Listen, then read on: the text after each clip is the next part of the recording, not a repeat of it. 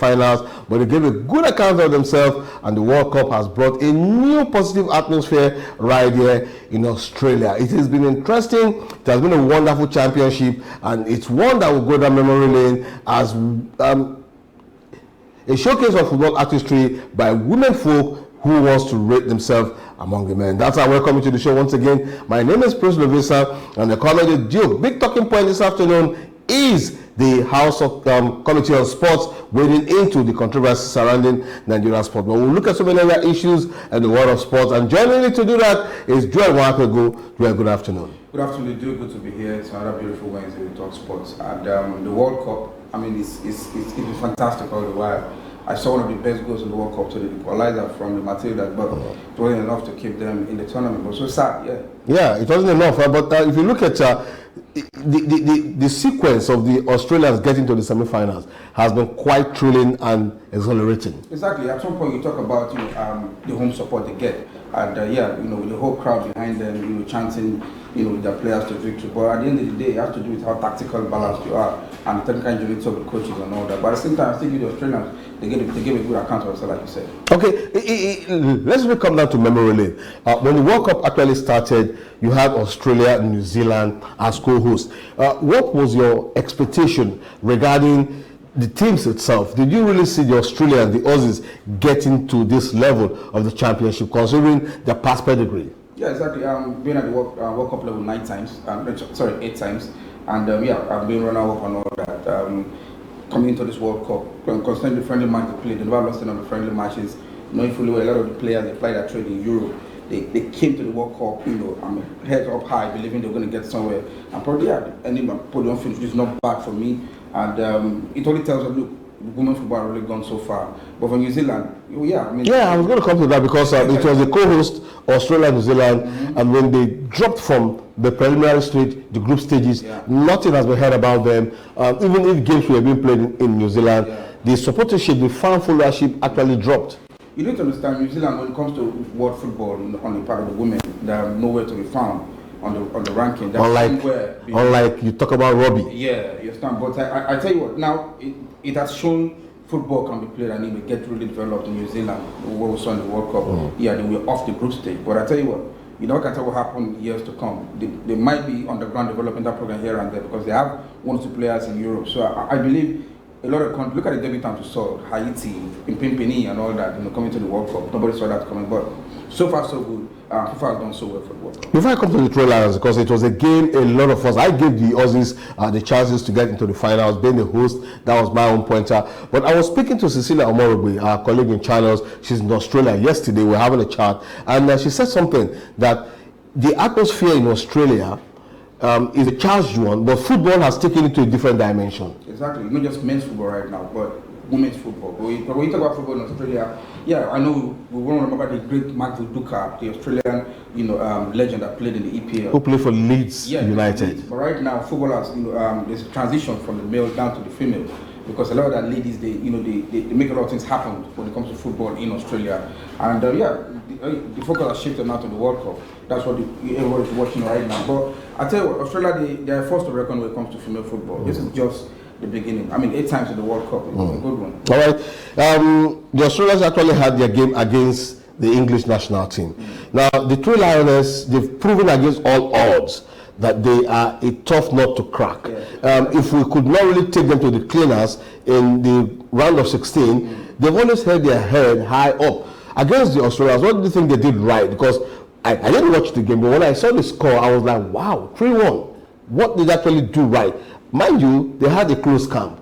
They wanted nobody to come and see what they were doing. So they had a strategy. But what they actually do right that gave them this monumental victory? I think it's simple. When you have quality players that are playing one of the best leagues in the world, just 3 players that are playing outside Europe, Bayern Munich and Barcelona, and you have, look at the coaching crew, you have beautiful coaches that know exactly what to do. Has beauty got to do with coaching? At some point, you hear the man. Has beauty got to do with coaching? Let's talk about beauty. It's not just the facial look right now. Talk about the intelligence part of it. Yeah, the technical part of the coaches too. At some point, we hear she calls Southgate just to get 1 or 2 instructions. You know what I tell, because Southgate is only watching the game, trying to give his support and all that instructions.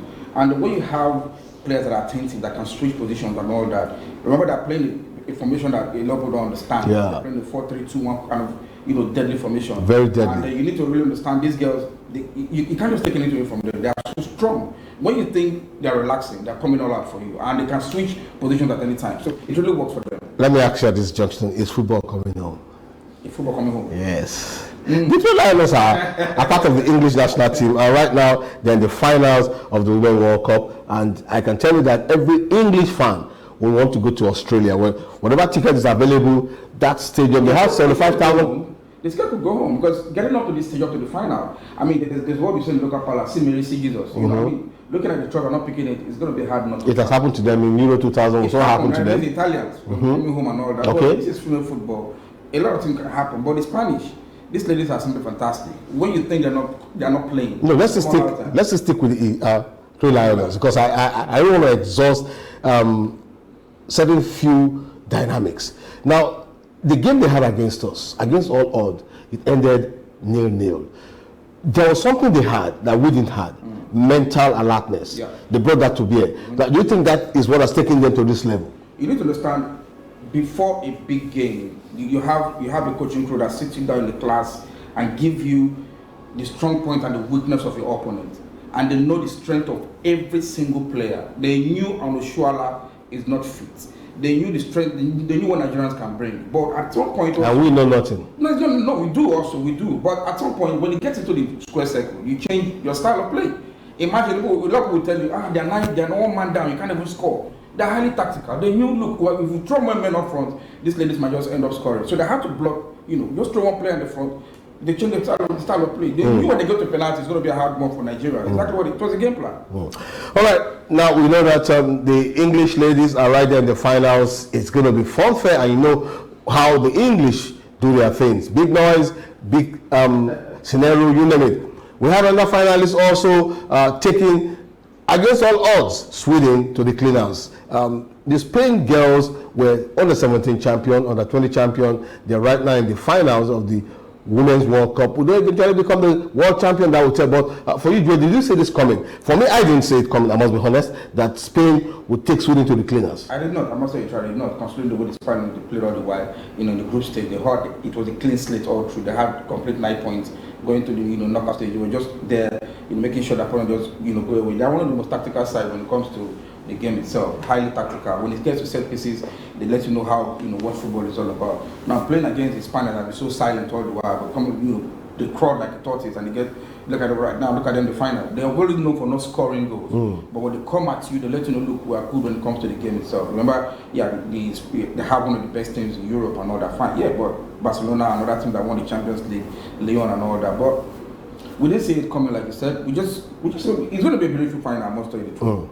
Well, let's also look at these Spaniard girls. They're so young, 18, 19, 20, 21, and they eventually become, if they eventually become world champions, there'll be one young set of players in the national team, women category, that will be crowned world champion. What do you think Spain has brought to bear in this World Cup that has given them an edge over most of the teams that were actually rated that high? I think it's simple because they have good teams in Europe. They have a lot of young players. They have good developmental program when it comes to young players from the grassroots level, school level up to club level. And if you look at all the clubs in Europe, you have high number of teams in Spain playing in the Champions League, and a lot of their players also play in other top clubs in Europe. So I think what has worked for them so far is infrastructure development, which they have better than other countries. So it's obvious. All right, we now know that come Saturday, Spain will be taking on no other person than the team everybody has been actually looking up to. What I mean looking up to, the Three Lioness, they have a lot to prove. They've been there. They were European champions. They're still European champions. And then if they crown it up, being the world champions, then it will be double crown. We'll see what happens. But the top place game between the host, Australia, and Sweden, what sort of game are you expecting? I'm foreseeing a very tactical doggy game. Well, yeah, doggy, like you said. But for me, I think the Australians, they just want to go home with something. They told me that because there's a lot of money too. But at the same time, they've done so well. I mean, even they criticize here and there. I remember their hit player, Sam Kerr. Yeah, she didn't come in until the quarterfinals. And she had to prove herself being one of the best players in Europe. She got the equalizer for the Matilda, but at the same time, they couldn't take them to the final. But I'm expecting a very highly tactical game. But for the Swedish, these girls, they came all the way from Europe, they want to take something back home. So let's just expect a very beautiful game. All right, it's going to be a very beautiful game. Whichever way it comes, we know we'll have a eventual new world champion in the women category. Still within the women category, Ashley promptly says the next target is the Olympic ticket. Thinking big, planning big, but are the football administrators planning and thinking the same way she's thinking? Oh, which are the players? Ashley. Plumper? Yeah. Superfalcons. She said their next target is to get the Olympic ticket. Yeah, because you have to play, it's not just jump into the Olympics, you have qualifiers to play, you have to play other countries and all that. But so far so good, we're probably one of the best in Africa right now. I don't want to talk about what happened in the AFCON. Yeah, that one is going, and the WAFCON, sorry. No, we've been able to override that with our performance at the World Cup. Fantastic performance. What's important is continuity. I'm going to keep these same girls and all that, Because it doesn't matter coming back home. That's the big question. These same girls. If you look at it critically, 80% of these same players should be weighted off, if you ask me. Yeah, I talk about the old hands on the team. The old hands. The few old hands, anyway. You mean the few old hands? Old hands, yeah. All right, we'll see how it goes. But she believes that having gone to the World Cup, having done their best, the Super Falcons should now focus on gaining the ticket for the Olympics. Yeah, the Olympics is just on the corner next year. I believe the qualifiers should be on soon enough. The draws for the qualifiers should be out. And the girls are in top shape. If they can really keep the momentum, keep the drive and keep the focus, they can really get the ticket for the Olympics. Remember, we were not at the last Olympic, even the male and the female. So I think the World Cup has given them the really boost to really know this is the quality, this is where these females stand, this is where they are right now when it comes to African football. I'm very sure the ranking right now should be up there for the Super Falcons.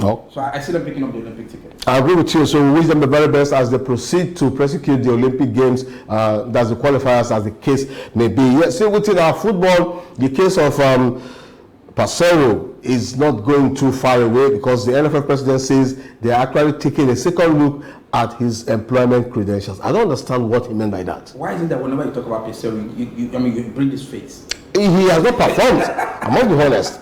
He has not lived up to expectation because 10 games, 6 losses.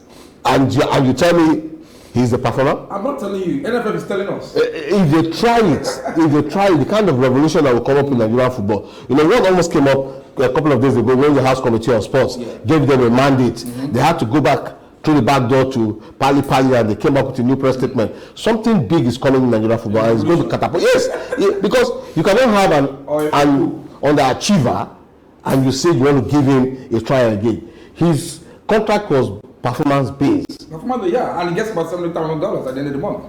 Taxpayers' money. So that means when he gets a full employment, he's going to get about $100,000 at the end of the month. Taxpayers' money. 10 games, 6 losses, 4 wins. Now for me, 3 wins. Sao Tome. Anybody can take out Sao Tome. He costed us so much. If you look at our performance at the Nations Cup, it was something we were like, are we really there? And you brought a coach who could never win games from where he was coming from. His last performance was in the Arab League. He couldn't even do much. You see, I say time without number. The level of sincerity from our administrator is what's killing our football. Yeah, it's questionable. We can only talk about checks and balances. Nobody's looking at that aspect. We're talking about accountability here because right now we have what it takes. At some point, behind camera, we're talking about. I believe I and Akim Fabro, cinematographer, we're talking about bringing somebody like a Yusuf Monrio to come and coach the national team or what are big coaches in the EPL. We have the resources, we have the financial power. Yeah, I remember you telling me we should bring the French female national team coach Steve Renner. Yeah, we can. For God's sake, this is the same coach that won the AFCON with the Zambia national team. And he did pretty well in Morocco as well. Yeah, but the big question is he willing to play by their rules? No, not by their rules. Is the condition right for him to come? Is he ready to play ball with them? You and I know what we're talking about. I don't. No, you should. Okay. All right. All right. I honestly believe that whatever decisions they're taking, let the rules guide them because we've had a lot of nonsensical issues that has to do with the right coaching, doing the right thing, having our team have the better performance.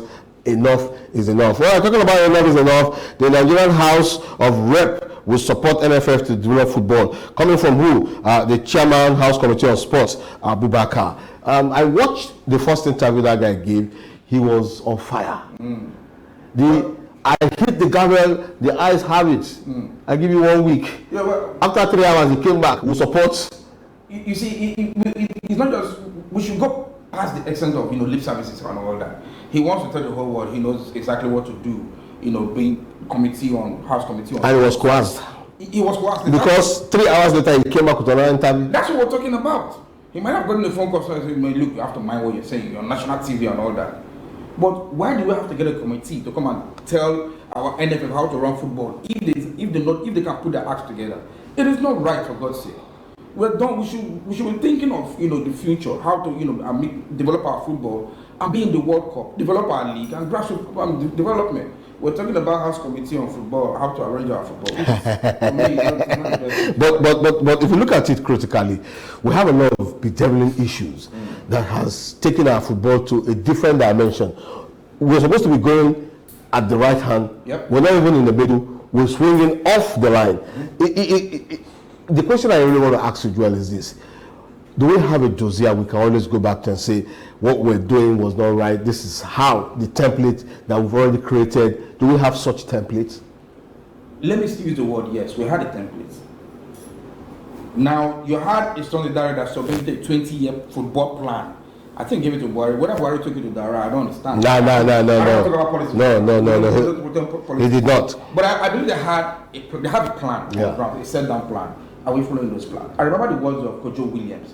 That they had a report submitted to the president about what happened in the World Cup 2018, and nobody looked into that report. And part of that report has to do with administration, who should be part of decision making when it comes to NFL. But at the end of the day, nothing's been done.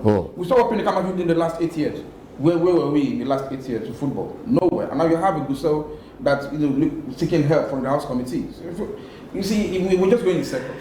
Right word going in circles. Do we come out of the circle? That is the big question we'll be asking ourselves. And the way it is, what role, what guide would the House Committee on Sports, chaired by Abubakar, give to us? Well, we will find out as time proceeds. Talking about finding out, the Tigers won't be at the Olympic. They lost their last game against Mali and they are out of the qualifying series. It was quite unfortunate. It did happen on the home ground of the Tigers, that's Lagos. I'm not happy when I saw that result. I don't know where we got it wrong. Could it be the professional player that came in from Europe or the home-based player that took part in that game? Though this is the full squad. But for me, it's not a good one. Considering what happened last time, it's been like up and down, going off the pendulum and all that. Now we couldn't qualify for the Olympic. The same Mali that had the wild card qualification. Yeah. Mali knocking us out. What is wrong with we and the Malians? Is there something I don't understand? So I think I have to go to a drawing board that's almost full. And the drawing board at the leg is broken? I don't have a drawing board. Okay. You should ask yourself questions. All right. Why are we lacking? But we need the steady basketball league because we're tired of waiting for these guys to come from Europe. Now, on the contrary note, the ladies have done us very proud. Yeah. If you look at Nigeria sport generally, the women are doing far better than the men. In any sphere you want to capitalize it on. Now, they will definitely be at the Olympic because they've played the qualifiers and the African champions, so that's an automatic ticket. But what impact do you think this will have on our basketball generally, considering the fact that we're just coming out of the doldrum of so much infighting, I want this, I want that, nobody's ready to budge? What do you think this will cost our basketball? It's going to affect, generally, you just have this whole, feeling of, I'm not prepared very well. But for me, I think Kida has done his best. I wonder what else they expect him to do, because you really get to a time where the players have to prove themselves and get us in there. But in the day, it's just a feeling of sadness here and there that we couldn't qualify twice. Not a good back to back. Back to back. We're supposed to be in the Olympics, contesting with teams like Did you play what? Huh? Did you play what? Yes, I did. The game what? When I give you go to market. Go to market. Like 5 markets. Back to back. Back to back. That's what they call Wutu. That's Wutu. All right, we'll be seeing how it spans out and we'll see how we put our ass together. But the Tigers will be at the Olympic and that's quite unfortunate. That's why we'll go on this commercial break. We'll come back so much more to talk about in the world of football. And the big one is Kevin De Bruyne will be out a couple of months. And the Champions League cutting opener between Man City and Sevilla will come up this week. It's going to be interesting. We'll come back. Just stay tuned. We'll be right back. Find out.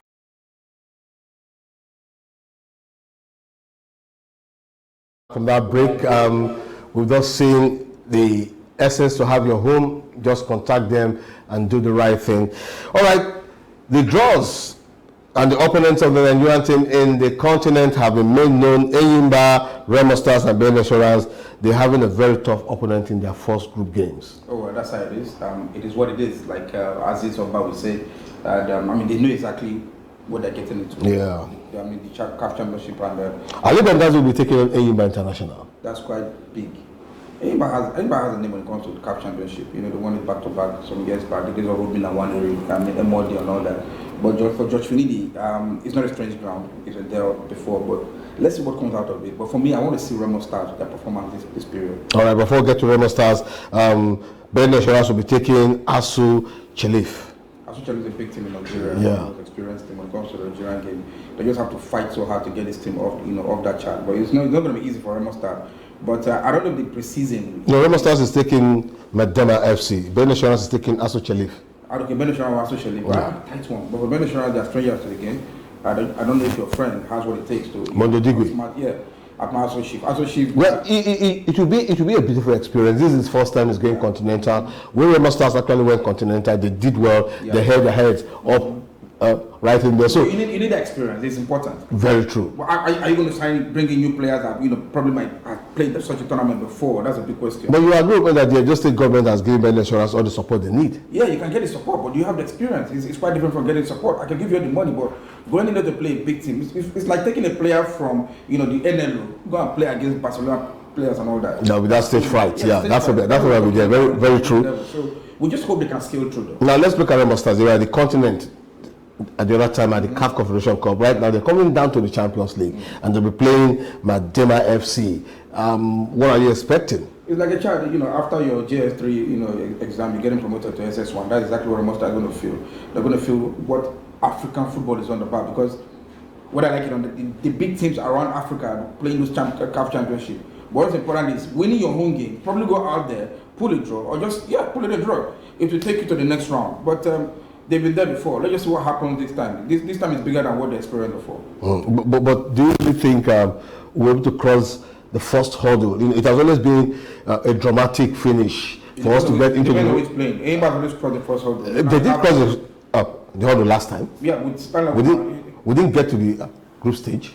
Oh yeah, they didn't go up to the group stage. I think for me the preparation wasn't that strong enough. But now they had enough time to rest. They had enough time for preseason. Now they're fresh going into this tournament. We just hope they get. But when it comes to the home game, they should just win those home games. Then probably, like I said, go away and get a draw, so they can still try and get up the group stage. All right, we're wishing the three teams within the continent the very best as they go out there to parade their skill and their talent, and definitely the Nigerian spirit will come to play. And we believe that as time goes on, we could be in the final. Anything could happen. Football has its drama wherever it is. Okay, let's go straight to the foreign. So we have a lot of foreign stories we're going to be treating this afternoon. I'm starting with the most unfortunate one. Fantastic player, a player with so much grit, so much grit, so much doggedness, so much vision when it comes to the act of passing the ball. I'm talking about Kevin De Bruyne. For 4 months plus, he's going to be out of the game. So said his coach, Pep Guardiola. It's really, really sad. The first game I had against Burnley, the company came back home to play against his former coach. And Burnley lost that game 3-0, but in the 27 minutes, Kevin De Bruyne got a knock.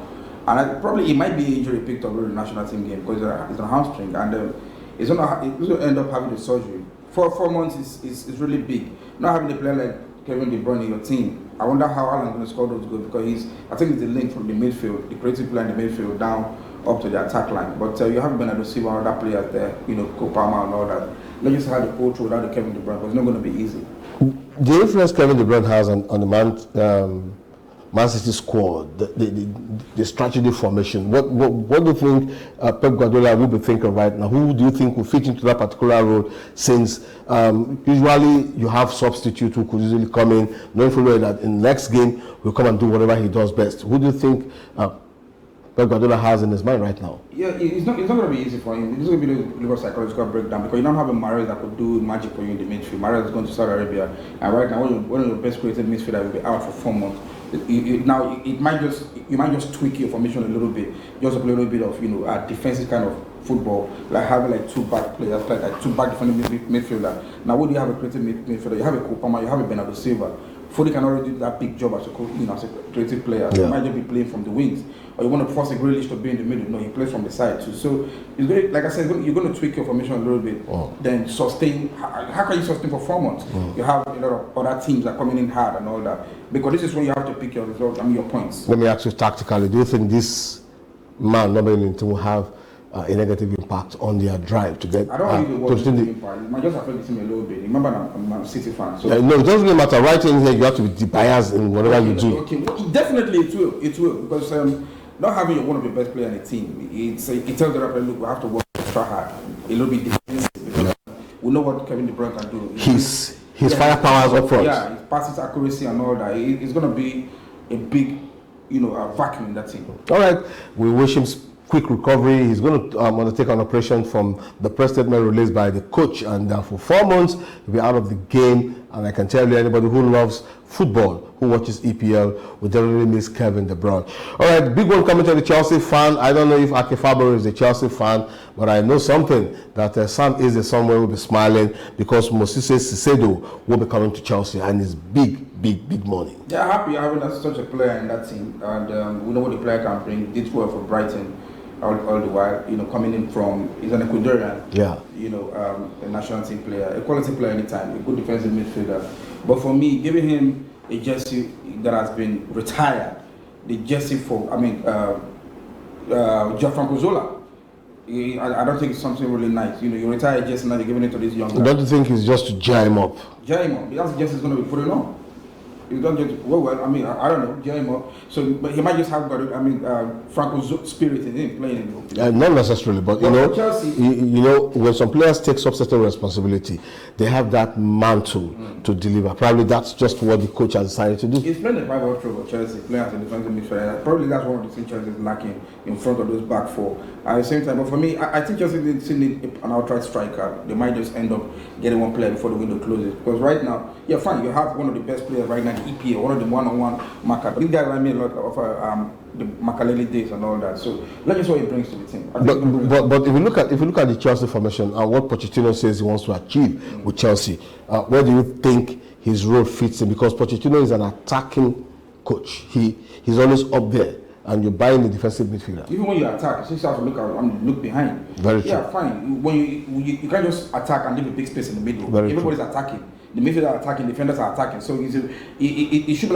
like a transition. But you still have to look at that, role, the defensive midfield role, which is important. While he was in PSG, you have a variety that's playing in the defensive midfield, but he knows how to, switch these players and all that. For me, bringing in a player like this guy, he knows he's going to play, because there are teams that might come after you. The formation you're playing, you got 4-3-3.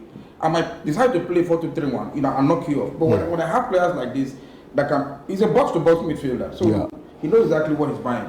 All right, we're wishing Chelsea the very best as he signs, pen down a new contract. He was a Brighton player. I remember Arsenal tried to get him. Arsenal also tried to get him, but he didn't really work out. Liverpool Arsenal is always known for trying. At the end, they let the player go to somewhere else. There are a lot of Arsenal fans waiting for you after the show. All right, now Liverpool came into the show from behind the scene. Chelsea actually snatched him. And not behind the scene. They didn't come out with the right face. It was behind the scene, because if you go through what Jurgen Klopp said, he said they were not fast enough.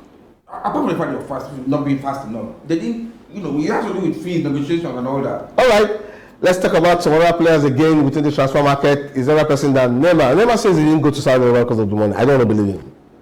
Neymar should just let us understand. I don't want to believe him. For a player who is being touted as the first player in football history to be sold for more than £300 million in cumulative transfer fee. That's quite massive. That's massive.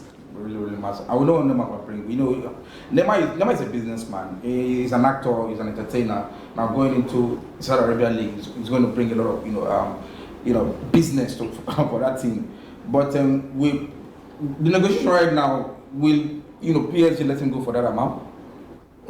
That's a big question. Yeah, that's a big question. That's a big question. They're expecting more from the side from the Arab people. So just see if they can cover that amount of money. Well, still within the means of transfer, somebody said Cristiano Ronaldo influence really made some of these players to go to the Saudi League. Right. You're talking about Karim Benzema, you're talking about Neymar right now, you're talking about the Ballon d'Or runner-up, Sadiomane, and a lot of other players. Apart from having this influence on them, but you should understand, you bow to innovation is loudest. All these guys know that we are getting old. We can't be doing magic in Europe.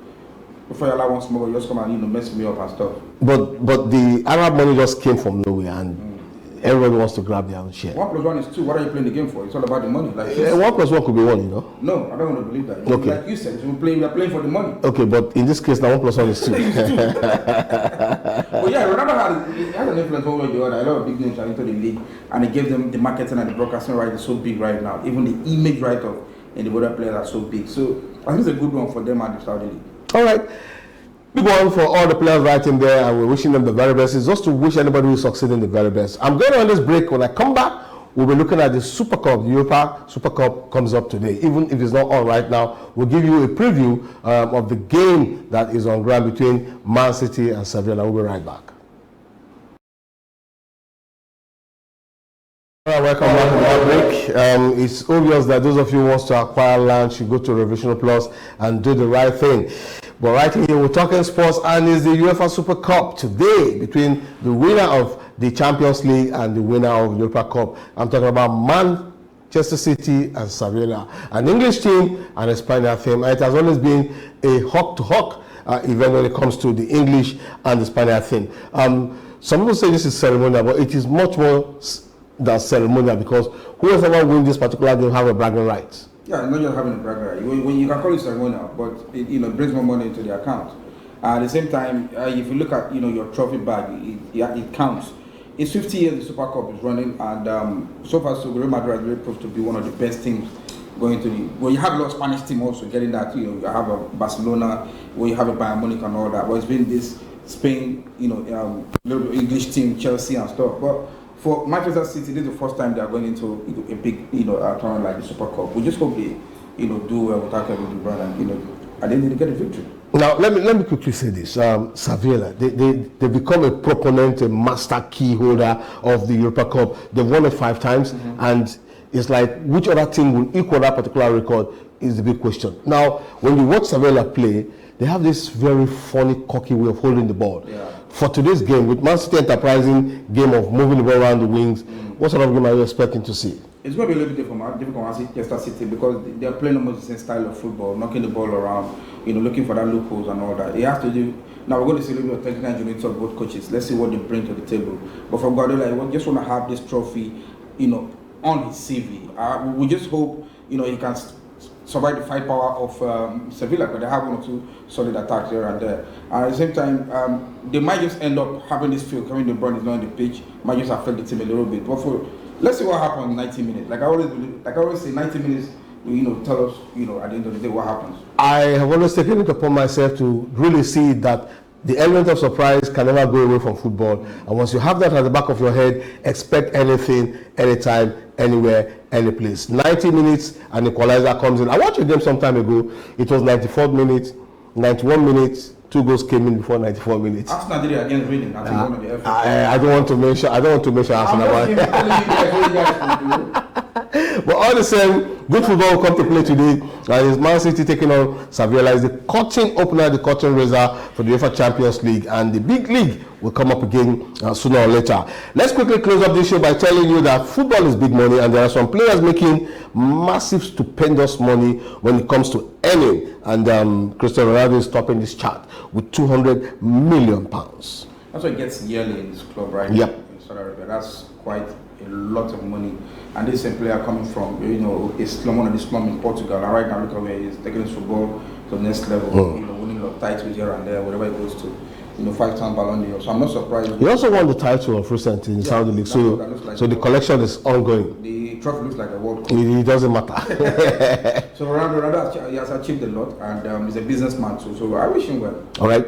On that same list is Karim Benzema, 200.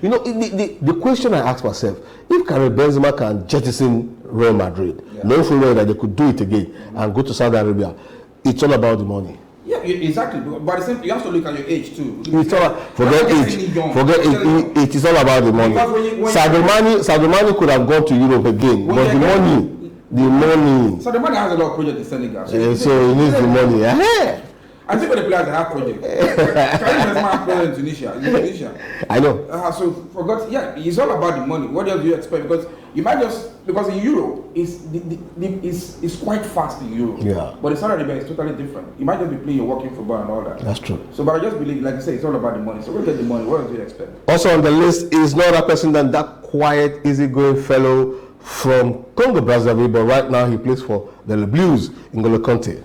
Yeah, from the country, I think you're saying it all when it comes to the game in England. 100 million pounds? Keep having injury. 187. Okay, no, that was what he got in his private club, but 180 million pounds. Yeah. Yearly. Yearly. Well, that's quite massive. I wonder what this guy going to do with money. Are you sure you know how much he has? You can say that. Everybody that has his money have projects. Have vision, have objective of. It's like me asking Sam, what do you want to do with 10 million naira? What Sam going with 10 million? He's going to share 1 million for also. For you. For us. All right. All right. I mean, with what these guys are getting right now, in the next 2-3 years, it's going to be higher than this because things keep getting higher. And also on the list is the businessman, the football businessman, Neymar. I thought it's Messi. I know, it's Neymar. With 100 million pounds as well, just like N'Golo Kante. Neymar has been making money ever since his Brazil days in Santos, making money here and there. At some point, Puma everybody in the private jet. So this man he had a camera appearance on one of the biggest movies in Netflix. So for Neymar, I'm not surprised where he is right now. He might just end up topping that list when he's done with all his contracts. On the list also is the very young man who is undergoing a lot of controversy with his club right now. I'm talking about PSG, Kylian Mbappe. Wow, really with 70 million pounds. Now imagine if Mbappe goes to Saudi Arabia as a free agent, would have topped. Yes, he would have topped Ronaldo. Yeah, but so far so good. Now you not see when money doesn't come to play for some players. Mbappe is quite young; he has a lot to give. Like asking Osimhen to go to Saudi Arabia. Do you know that there are a lot of people who are telling Osimhen to go to Saudi Arabia? His decision is management team. There are people telling me to go to Saudi Arabia. If you are manager on the team, we ask you to go to Saudi Arabia right now. No, don't ask me. Ask those people. Also on the list is the magical man, Lionel Messi, with 45 million pounds. I'm surprised he just beneath someone in that list. I was expecting to be, like number 2. But this is the current rating. Yeah, current rating. That means, he got a lot in Inter Milan, bringing in big business for them. And Inter Milan. What I saw in this contract is he has an option to increase his fees. He can tell them, this is what I want. If you guys want to pay, if you don't want to pay, I'm going to Saudi Arabia. Imagine Messi coming to Saudi Arabia. It's going to be higher than what Ronaldo is getting. Also on the list is sadiomane. That's the only African. Okay, Mahrez is also on the list. So you have 2 Africans. Sadiomane is on 40. Mahrez is on 35. Koulibaly is from Mali. Is on 30. But Jordan Henderson, that's the one that surprises me. 40 million pounds. What do you expect a British man when he knows the value of pounds? We might just be getting the money started doing and getting those money in Arab, sending them to England. So for Jordan Henderson, I think we want to see football in the different climate. You have your uncle Steven Gerrard in South Africa. So going in there is not a bad mind. It's not a bad one at all. That's how we can take something more. Let me quickly let you know that come next week, the Nigerian League will be coming up. Will be kicking off. So much arrangement are in place, and the NPFL will be starting. And also, Supersport TV here, we're putting up a package where we're trying to have editors, football expertise, football technocrats who come to talk about our league. So I'm putting you on the foot to get ready for proper Nigeria football. Dear, thanks for coming this afternoon. Pleasure. Also, big thanks to Aki Fabiru for doing the writing with the cameras. Not forgetting Sam is the writing there, and Tayo Olonshola. I made a little guy can cite you, but big thanks goes out to all of you who are out there staying glued to Supersport TV, giving us the support. Till we meet again on Friday, my name is Princewill saying bye for now.